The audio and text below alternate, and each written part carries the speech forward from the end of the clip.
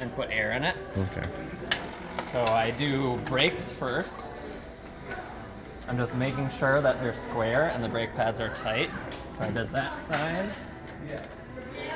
Move to that side. Nice and square. And basically always, even if it looks good, I always put the tool on it because sometimes they're just whisper tight. So you just want to make sure that they're not going to move. Now I'm looking to see how loose the brake is. You can see I'm pulling it about here, so it is somewhat loose. So I'm basically pulling to where they're both touching and then backing it off a little bit. Push their stuff out. I like it. And then I'm going to center it a little bit because this brake pad is basically almost touching. So I'm just gonna give it a couple turns. And that's kind of what I'm looking for, is even movement on the arms. And it spins and doesn't slow down. So now I'm gonna do the shifting. I put it in the middle gear, just kind of out of habit, because as I was saying, the chain angle changes how easy it is to shift. So now I'm gonna go to the back. I'm checking the high limit screw. That's the outside one. It looks good. I don't need to do anything. Then I'm gonna do shift up one and see what happens. You can see it's not quite going. So if I back this out,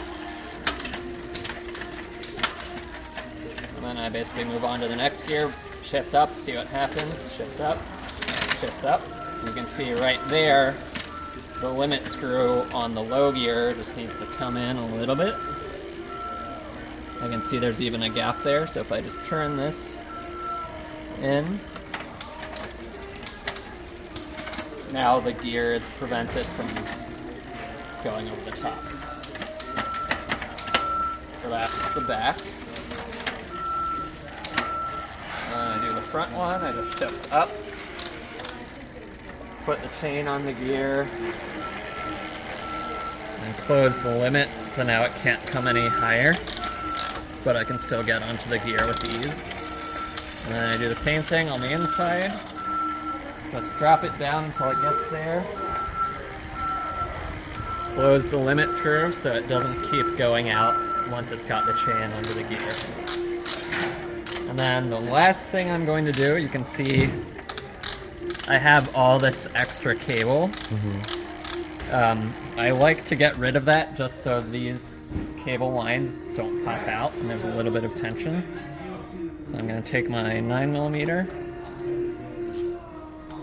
loosen it, and then just pull that extra cable. You can see there's all that slack.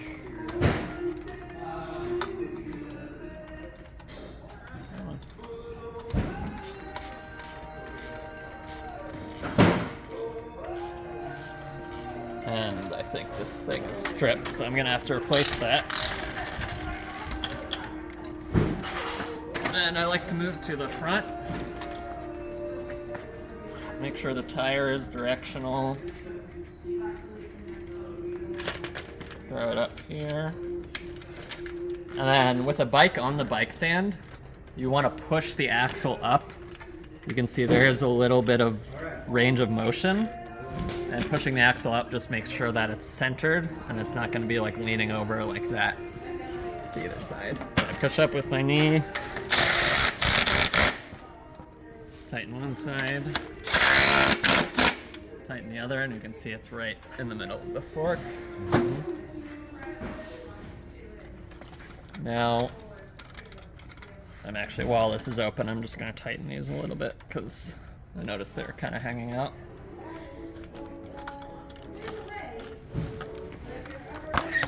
Close the brake, and then the same order, you do pads, cable, and then center it.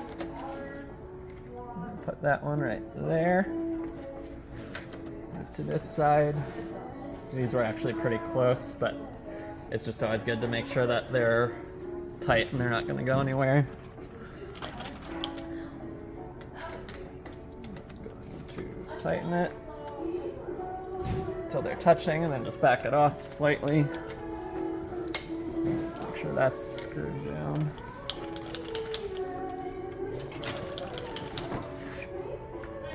And basically this side is the one that's close to the rim. You can see this is moving a little bit more. Mm-hmm. So I will just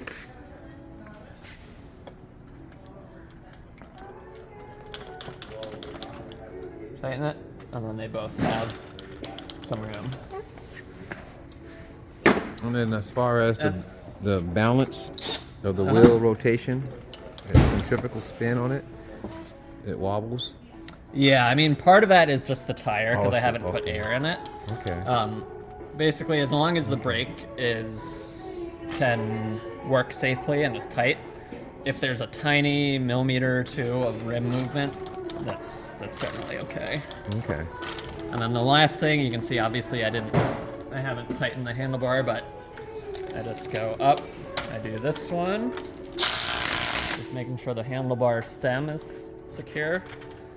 Then I do the stem itself, just make sure it's centered. I do the two brake levers. Be careful because they're plastic. And then I do the front reflector. Again, just kind of gentle like that. Wow. Okay. Put air in this one.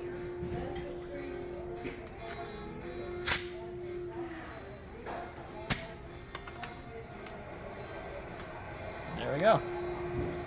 Except this one, I need to replace that pitch bolt because it was stripped.